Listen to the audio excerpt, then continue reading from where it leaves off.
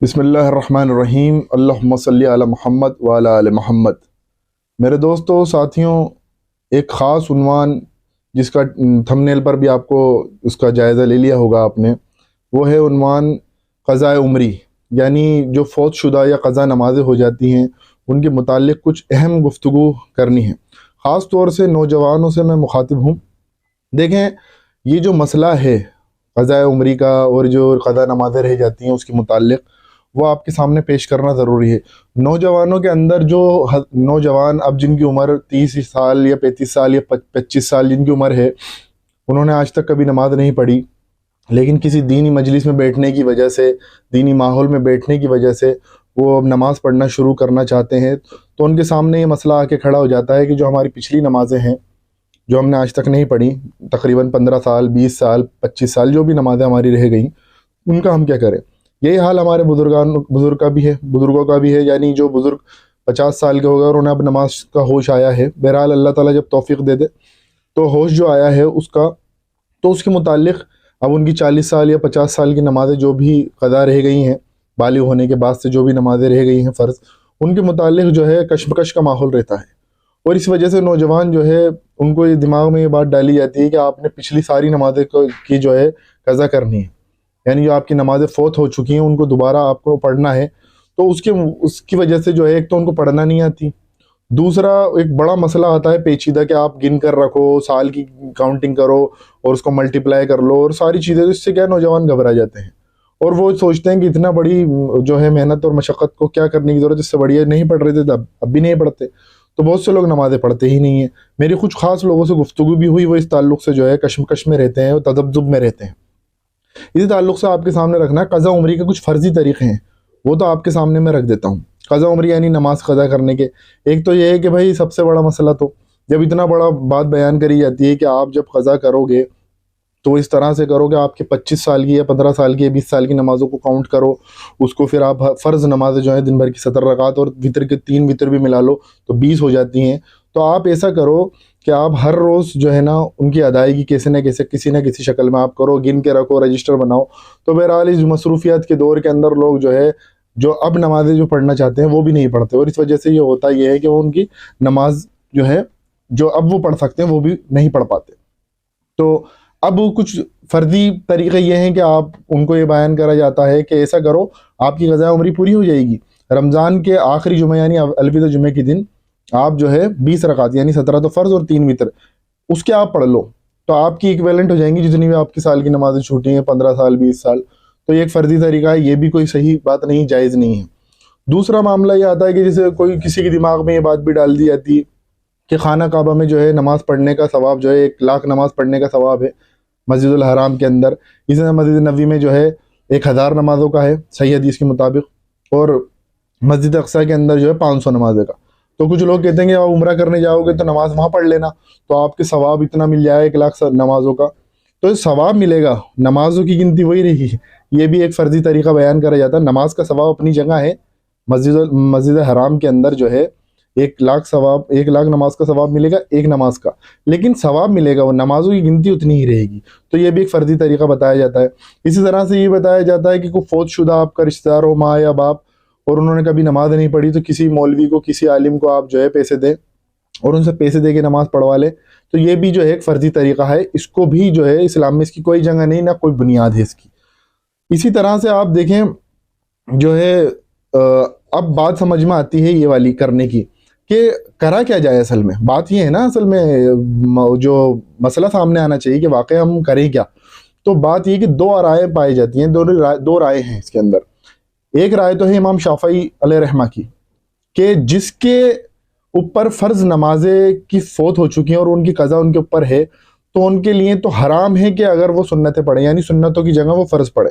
लेकिन ये बात इमाम शाफ़ई अलैहिर्रहमा ने जो है इस पर नहीं कही कि वो 30-30, 40-40 साल के नमाज़ी अब जब लौट के आ रहे हैं तो उनको पढ़नी है।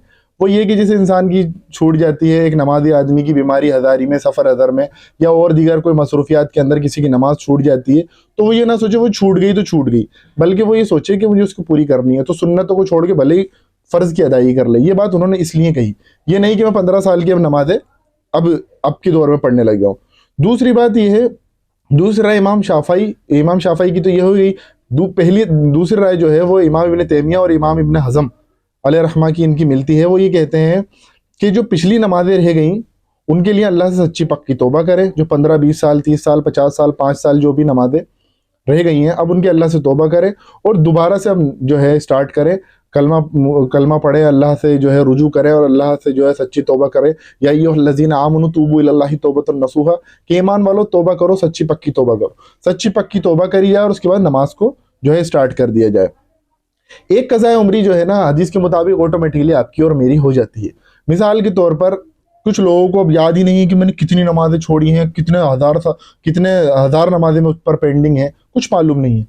तो जामे तिरमिज़ी की हदीस के अकॉर्डिंग पता चलता है कि क़यामत के दिन फ़र्ज़ की अदायगी में जो कमी रहेगी तो उसको सुन्नत और नवाफिल से पूरा कर दिया जाएगा, यानी नवाफिल से पूरा कर दिया जाएगा। तो इससे पता लगता है कि हमारी ऑटोमेटिकली अगर हम कुछ चीज़ भूल भी जाएँ, कुछ नमाज भूल भी जाएँ, तो वो हमारी अदायगी हो जाती है। लेकिन ये उनके लिए बात की जा रही है जिनको याद ही नहीं है। अब एक नमाजी परहेजगार आदमी तो जाहिर सी बात है उसको तो याद रहता है कि आज मेरी फजर की छुट्टी है, परसों मेरी कौन सी नमाज छूट गई थी। अब इसका तरीका क्या है, जो नमाजी हैं वो नमाज किस तरह से कज़ा पढ़ेंगे। तो उनके लिए आमतौर पर हमारे यहाँ मशहूर है कि भाई जैसे मेरी आज जो है फजर छूट गई तो मैं सोचता हूँ कि अब ज़ोहर के अंदर उसकी अदायगी कर लूँगा।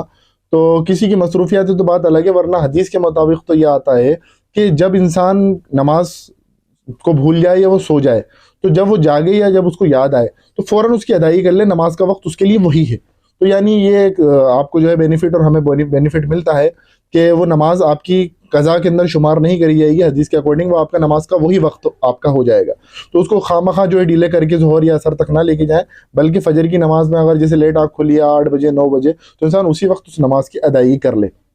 इसी तरह से दीगर नमाज का भी जो है मामला है। नौजवानों के अंदर जो है ना ये बड़ा मसला जो है दिमाग में आता है कि अब जनाब अभी तो आपने नमाज शुरू करिए, फिर फजर की जो है 4 रकातें फजर की, 12 रकातें ज़ोहर की, 8 रकातें असर की, मगरिब की जो है 7 रकातें मगरिब की सामने आती हैं, फिर 17 रकातें जो ईशा की सामने आती हैं। तो उनके सामने बयान करना चाहता हूँ कि टोटल आपके ऊपर मेरे ऊपर दिन भर के अंदर सिर्फ 17 रकातें फ़र्ज़ हैं, यानी 2 फ़र्ज़ फजर के, 4 फ़र्ज़ ज़ोहर के, 4 फ़र्ज़ असर के, 3 फ़र्ज़ मगरिब के और 4 फ़र्ज़ इशा के, और वितर भी पढ़ने चाहिए। तो 3 वितर मिला के आपकी 20 रकातें टोटल आपने पढ़नी है। और अगर फजर की सुन्नतें भी पढ़ना चाहते हैं तो टोटल आप देखें तो 22। इससे ज़्यादा तो एक आदमी के ऊपर ज़्यादा भार नहीं है। हाँ, लेकिन वो जो सुन्नत मौक़दा अगर वो अदा करते हैं तो इससे बढ़िया ये है, वो सुन्नत मौक़दा अदा करने से फ़ायदा ये होता है कि सुन्नत मौक़दा अदा करेंगे तो आपकी जो है आखिरत में अगर फ़र्ज़ की अदायगी में कोई कमी होगी तो वो सुन्नत मौक़दा और नवाफिल से वो पूरी कर दी जाएगी। लेकिन अब जो लोग नमाज नए पढ़ने लगे हैं तो उनके ऊपर इतना भार, इतना प्रेशर डाल दिया जाता है कि अब आपने तो पूरी 25 साल की, 20 साल की, 15 साल की नमाज़ें पढ़नी है। तो इससे वो बज़्ज़न हो जाते हैं और जो है वो नमाज से ही दूर हो जाते हैं। बहुत से लोग तो इस वजह से नमाज नहीं पढ़ रहे, कह रहे हैं कि हम अब नमाज पढ़ेंगे, पिछली रह गई तो उसका क्या करें, इससे बढ़िया हम नमाज ही नहीं पढ़ रहे। अब बहुत से लोगों के दिमाग में ये भी फितूर है कि अगर पिछली नमाजें छूटी हुई और अब पढ़ रहे हैं तो वो नमाजें अदा नहीं हो रही। तो ये भी एक जो है ना मसला हमारे लिए है। नमाजियों के लिए ताल्लुक़ से मैंने आपके सामने बयान कर ही दिया है कि नमाजी जो होता है, जो नमाज़ पढ़ने वाला है, 5 वक्त नमाजी है, उसकी छूट जाए तो जब उसको याद आए, जब वो जाग जाए, उसको उसी वक्त वो अदा करनी है। और बहरहाल अगर उससे उस वक्त अदा होने का मतलब मौका नहीं है और उसको नेक्स्ट नमाज में ही यानी ज़ोहर असर में ही वक्त मिलता है तो उस वक्त कम से कम वो अदा कर ले। हाँ, अब बात आ जाती है कि एक नमाजी है, उसकी 3 या 4 महीने की नमाज छूट गई, मिसाल के तौर पर किसी वजह से भी छूट गई, वैसे तो नहीं छूटना चाहिए लेकिन फिर भी अगर छूट गई किसी वजह से, तो बात उसकी यही समझना चाहिए कि उसने फिर ये पूरी करनी है नमाज की गिनती। यहाँ पर छुट्टी नहीं, यहाँ पर तौबा नहीं करनी, तौबा तो करनी, तौबा के साथ अमल भी करना। फ़र्ज़ की कज़ा फ़र्ज़ की अदायगी से होगी यहाँ पर। यानी एक आदमी नमाजी था, उसकी छूट रही थी नमाज किसी वजह से, तो अब वो उसको माफ़ी नहीं मांगेगा बल्कि उसकी नमाज की अदायगी करेगा, चाहे 2 महीने की हो, चाहे 3 महीने की हो, या 3 दिन की हो, 4 दिन की हो, किसी वजह से भी हो जाता है। कई दफ़ा इंसान की मजबूरी सामने आ जाती है, सफ़र अदर में या कोई और मामलात आ जाते हैं। इसी तरह से आप देखें अल्लाह के रसूल सल्लल्लाहु अलैहि वसल्लम ने ग़ज़वा अहज़ाब पर अल्लाह के रसूल सल्लल्लाहु अलैहि वसल्लम की तकरीबन 4 नमाज़ें जो है फ़ौत हो गई, कज़ा भी हो गई, यानी असल लफ्ज़ तो फ़ौत है, फ़ौत हो गई।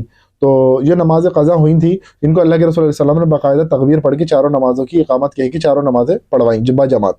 इसी तरह से एक मौके पर अल्लाह के रसूल सल्लल्लाहु अलैहि वसल्लम की और सहाबाए किराम की फजर की नमाज जो है कज़ा हो गई। बहुत से लोग कहते हैं हज़रत बिलाल ने अज़ान नहीं दी तो सूरज ही नहीं निकला, तो ये तो एक फ़र्जी मामला है। हज़रत बिलाल ने अज़ान नहीं देना भूल गए थे और वह जो नमाज जो है कज़ा हो गई थी। बहरहाल उसको भी जो है फ़ौरन जागते ही, और सूरज चढ़ चुका था, और सूरज चढ़ने के बाद अल्लाह के रसूल सल्लल्लाहु अलैहि वसल्लम ने बाजमात उस नमाज की जो है इकामत कहलवाई और जो है नमाज पढ़वाई। तो इससे पता लगता है कि क़ज़ा उम्री जो है वो क्या है। क़ज़ा उम्री कुछ भी चीज़ नहीं है, असल में ये एक फ़र्ज़ी मामला बयान करा जाता है। और हमारे असल में मसला क्या है, हमारी फ़िरका परस्ती जो आम हो चुकी है उसकी वजह से ये चीज़ें जड़ पकड़ गई। अब अहले हदीस हज़रात कहते हैं कि इमाम इब्न तैमिया की, इमाम इब्न हज़म की राय को जो है ज़्यादा मजबूत समझते हैं। तो अब कट्टरता के अंदर, हालांकि राय उनकी ही ज़्यादा अच्छी है, कट्टरता के अंदर अब हमारे जो है हनफी भाई हैं, यानी जो देवबंदी बरेलवी, वो कट्टरता में कहते हैं नहीं आपने तो अब नमाज पढ़नी है। इससे होता यह है कि हमारे लोग नमाजों से दूर हो रहे हैं। इतनी बड़ी जो सर पे दर्द उनको दिया जाता है, क्योंकि वो एक बंदा सिरे से नमाज ही नहीं पढ़ रहा था, अब आपने उसके ऊपर जो है इतनी नमाजों का बोझ डाल दिया, यानी 20-25 साल की नमाजों का बोझ डाल दिया, तो उसने तो बदजन होना है, वो तो अब नमाज नहीं पढ़ेगा। इसलिए बेहतर तरीका यही है कि शुरू में वो अपनी फ़र्ज़ की अदायगी शुरू करे, तरतीब से फ़र्ज़ पढ़ना शुरू करे, फिर धीरे धीरे वो सुन्नत मौक़दा पढ़ना शुरू करे, फिर नवाफिल की अदायगी शुरू करे। इंशाअल्लाह ताला धीरे धीरे अल्लाह ताला उसका सीना जो है खोल देंगे और वो नमाज की मोहब्बत उसके अंदर पैदा हो जाएगी। फिर वो चाहे तो अपनी ज़िंदगी के अंदर क़ज़ा उम्री भी कर सकता है। उसको लगता है कि मैं पढ़ सकता हूँ तो बेशक पढ़े, किसी पर कोई पाबंदी तो नहीं। लेकिन ये कोई नमाज आप पर जो है हदीस के अंदर कहीं पर भी मामला नहीं मिलता कि ये सा मामला करना है कि आपने गिन गिन कर रखनी है और उस नमाज को फिर आपने पढ़नी है। इससे जो होता है ना, जो इंसान, हमारे नौजवान जो है नमाजों से दूर हो रहे हैं। कोई ज़्यादा बड़ा मसला था नहीं, इंशाल्लाह एक वीडियो में आपके सामने एक बयान और करूँगा जो नौजवानों में अभी मसला पेश आता है, सर्दियों में नमाज का मामला, और इस तरह से जो है नौजवानों में जो है परेशानियां होती हैं नापाकी वगैरह की ताल्लुक से, उस वजह से वो नमाज नहीं पढ़ते हैं। तो वो भी इंशाल्लाह पूरी की पूरी वीडियो में आपके सामने लेके आऊँगा। अल्लाह तबारक व तआला से दुआ है कि अल्लाह तबारक व तआला हमें कहने सुनने के साथ साथ अमल करने की तौफीक अता फरमाए। व आखिर दवाना अनिल हम्दुलिल्लाहि रब्बिल आलमीन।